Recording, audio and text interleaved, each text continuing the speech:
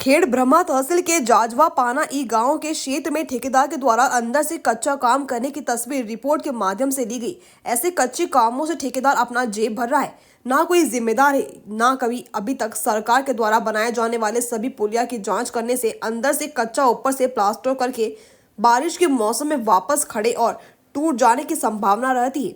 कोई कर्मचारी ना इस पर एक्शन लेता है, ना कोई सर्वे होता है। क्या ऐसा ही काम होता रहेगा और सरकार देखती रहेगी और तिजोरी पर लोगों का टैक्स बर्बाद होता जा रहा है? मगर इसकी जांच कराई जाए।